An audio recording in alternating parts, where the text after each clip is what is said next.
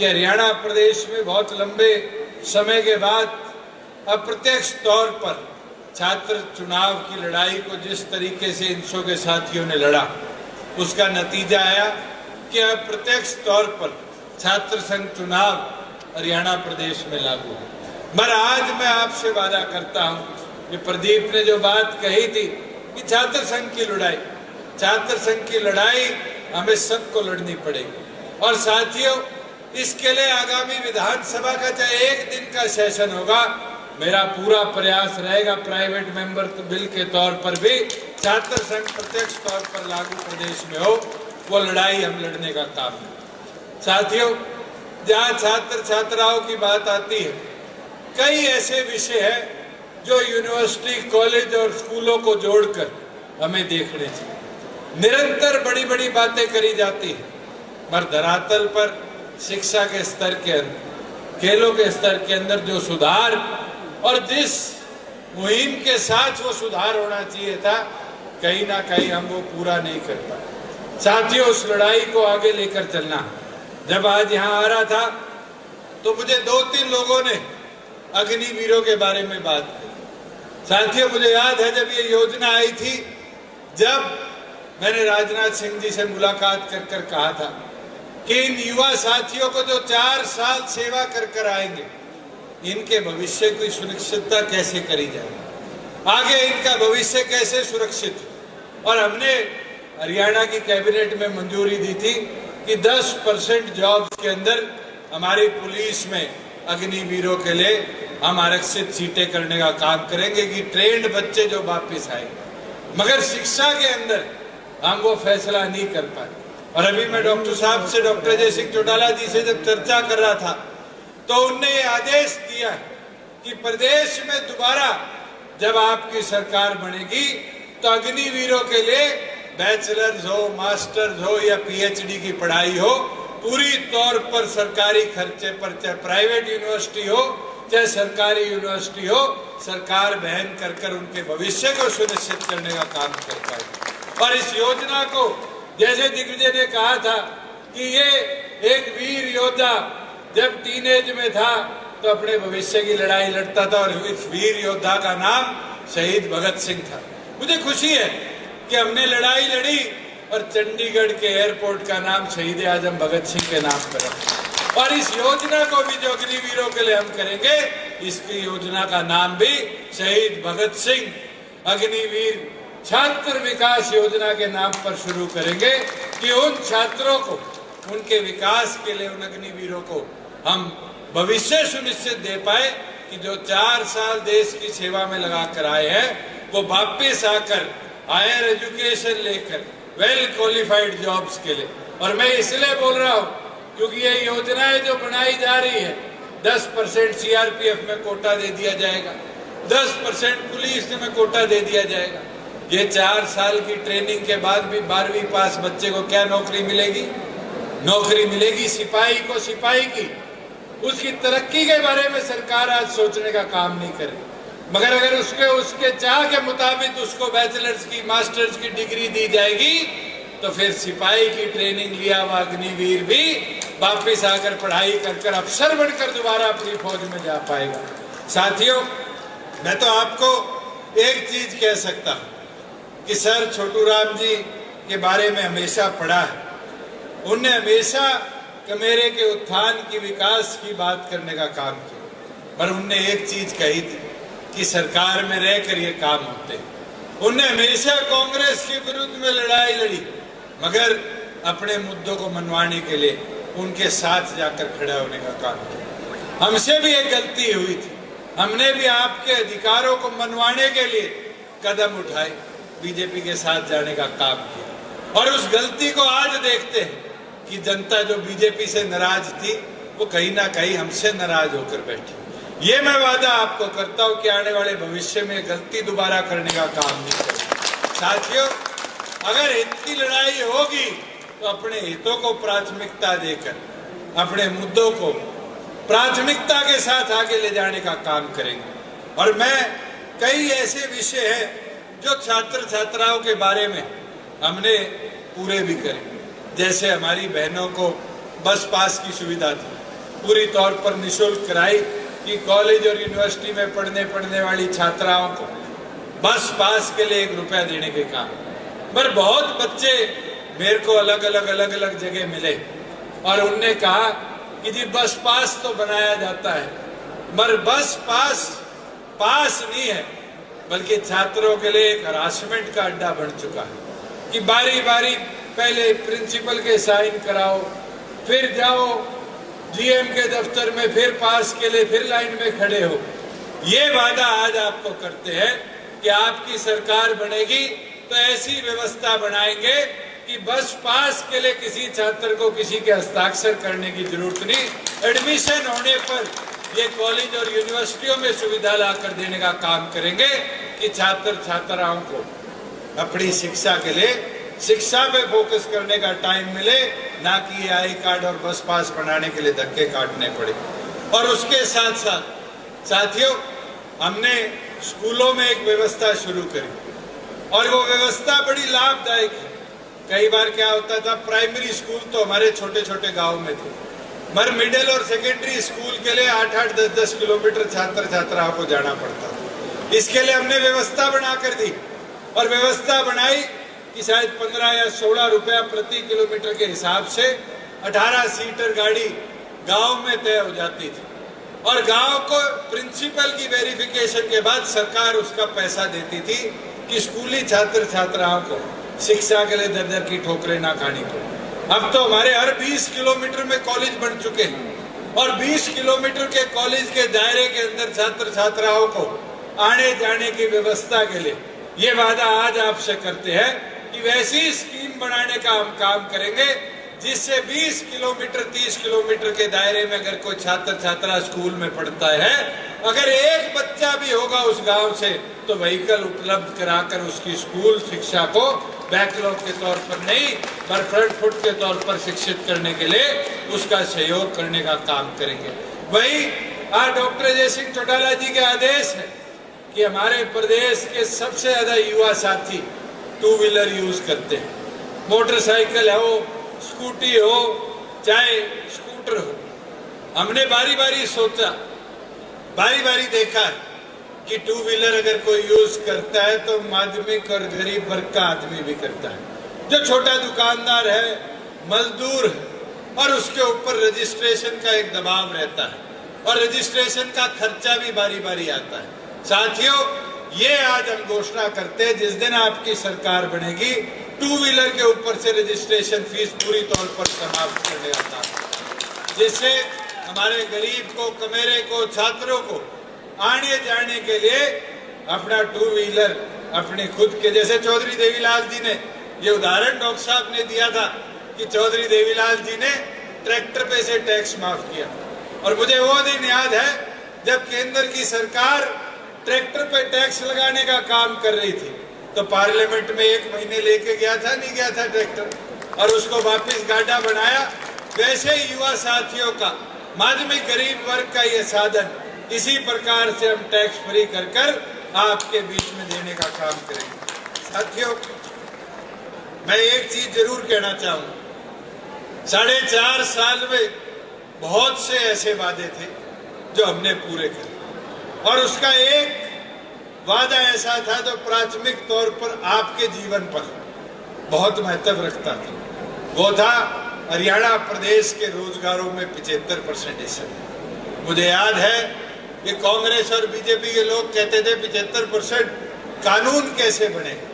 मुझे चौधरी देवीलाल जी की वो बात याद है जो बुजुर्गों से सुनी है कि 1987 में जब उनने कहा कि बुढ़ापा पेंशन की शुरुआत करेंगे तो बंसीलाल जी और कांग्रेस के लोग कहते थे कि मैं तो वकील हूं, चौधरी देवीलाल कैसे पेंशन शुरू कर सकते हैं। तो बंसीलाल जी ने जब ये बात कही तो चौधरी देवीलाल विधानसभा में खड़े हुए और कहा कि बंसीलाल, मैं कोई भेड़ बकरी चराने नहीं आया, कानून बनाने आया। और साथियों, हमने भी वही कदम उठाया, उसी कदम पर चलते हुए चौधरी देवीलाल जी के कि हरियाणा प्रदेश के युवाओं के भविष्य को सुरक्षित करने के लिए हरियाणा विधानसभा में रोजगार मेरा अधिकार 75% कानून लाने का काम किया। वैसे ही हमारी माताओं बहनों के लिए मुझे खुशी है कि अब पंचायतों में आप जैसी बहनें भी जो यहाँ से डिग्रियां लेके जाती थी, गांव का नेतृत्व कर रही है, पंच बन रही है, सरपंच बन रही है, और तो और जिला परिषद ब्लॉक समिति के मेंबर और चेयरमैन के तौर पर कार्यभार संभाल रही है। आज हर दूसरी कुर्सी पर एक हमारी माता बहन बैठी है और पंचायती राज संस्थाओं को बड़े अच्छे तरीके से चलाना पड़ रहा है। वर्मा जी और बैठे बैकवर्ड के साथियों को कोई पूछता नहीं था पंचायतों में, क्योंकि एक एक दो दो मकान होते थे।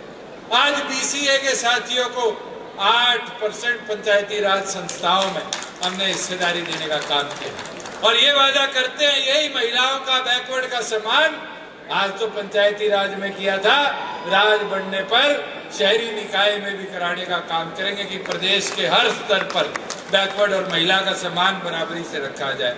वही साथियों, हमने 14 फसलें किसान की एमएसपी पर उठाई।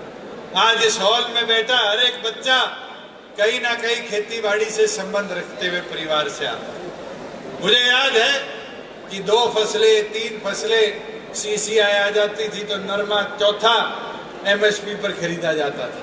पर मुझे खुशी है कि 4.5 साल में हम 14 फसलों को एमएसपी पर लाने में कामयाब रहे। साथियों, हम बुढ़ापा पेंशन को देश में सबसे अधिक 3,000 रुपए पे पहुंचाने में कामयाब रहे। मगर बहुत सी ऐसी चीजें हैं जो हमें आगे भी करनी है। जैसे एससी साथियों के प्रमोशन में 20% हिस्सेदारी दे पाए।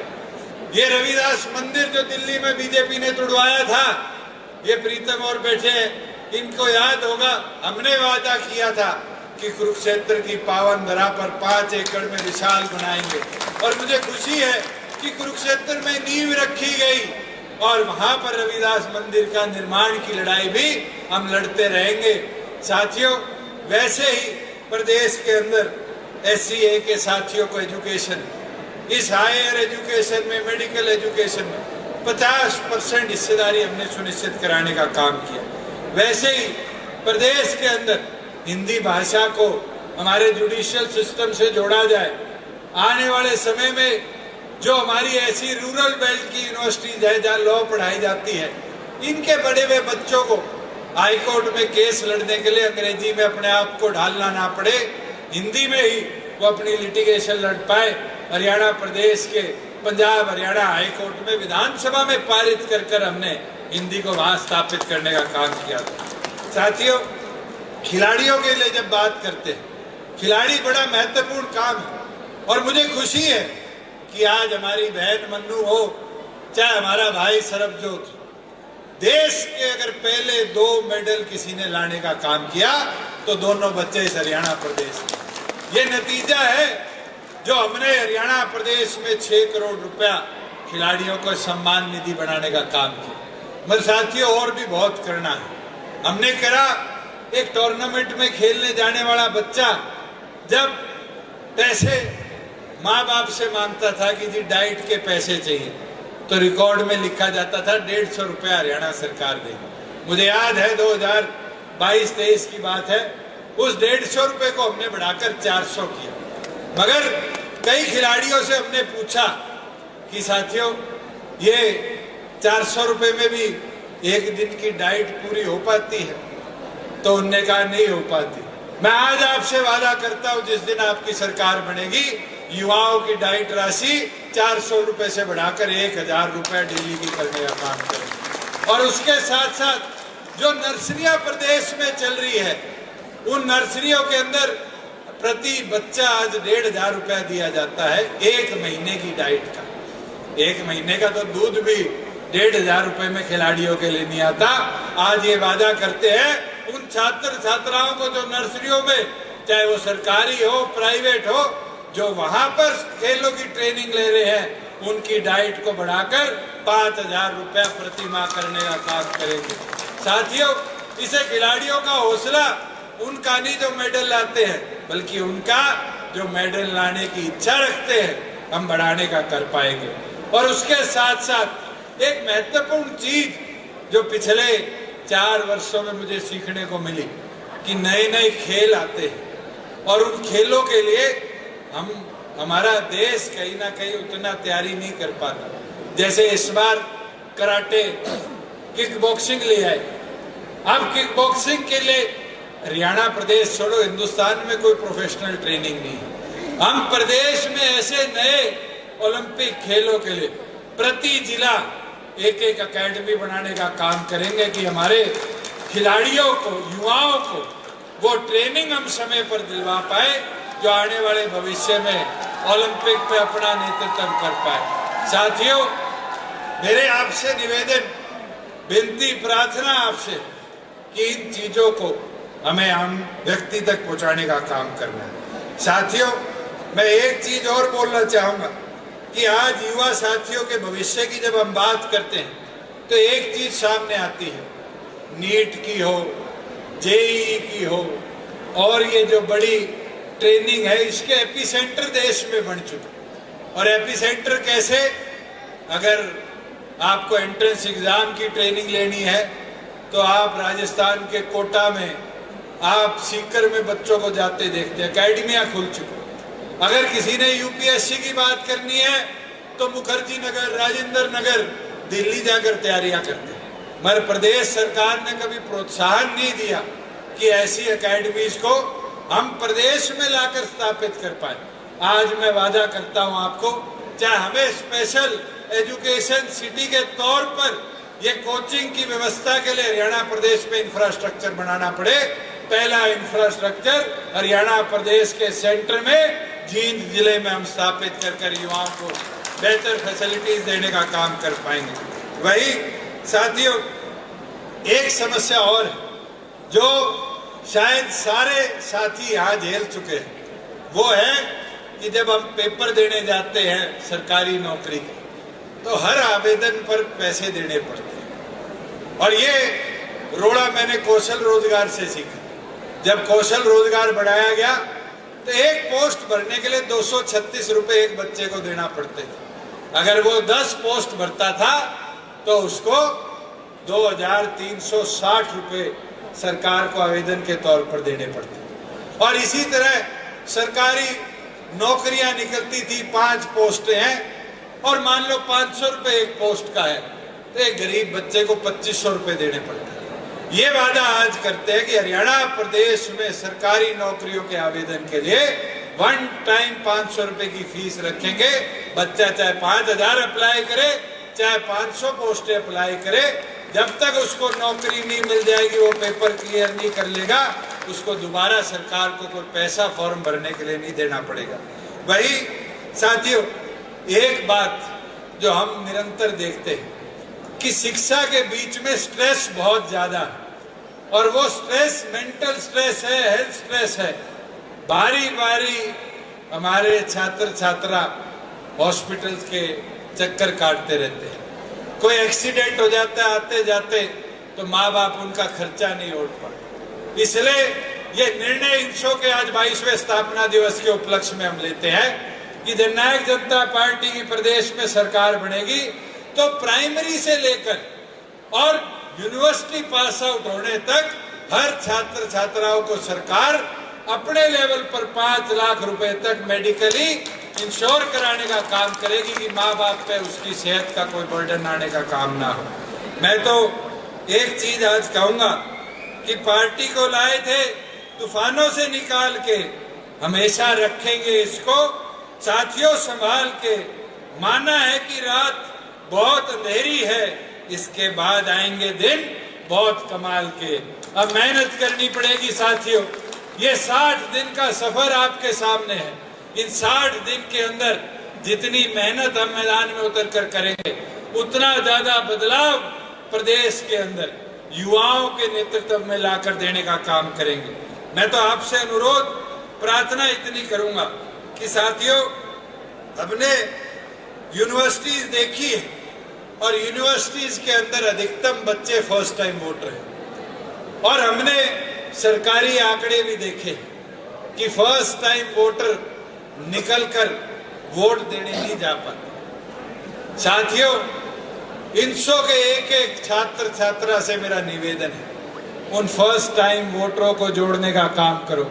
मैं तो अजय को, प्रदीप को, रवि को, इनको कहूंगा, गाजो सारी यूनिवर्सिटियां और कॉलेजेस एक एक छात्र छात्रा से संपर्क करो। आज के दिन 25 साल से नीचे नीचे कॉलेज में, यूनिवर्सिटी में पढ़ने वाले प्रदेश के 2 करोड़ में से 35 लाख वोटर हैं।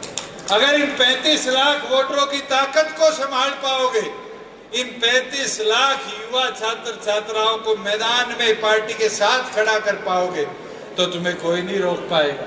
लोग भ्रम फैलाएंगे, कोई क्षेत्रवाद का, कोई जातवाद का, मगर क्षेत्र और जातवाद से अगर कोई सबसे बड़ा विषय है तो मुझे लगता है शिक्षित हरियाणा बनाने का, तरक्कीवान हरियाणा बनाने का, हरियाणा के उद्धार और उत्थान का।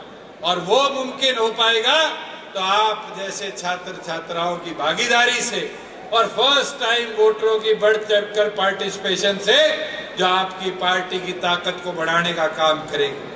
अंत में साथियों, मैं एक चीज कहना चाहूंगा ये सभी पॉलिटिकल पार्टीज पर, वो जीत कर दिल्ली जाएंगे, हम आपके बीच आएंगे।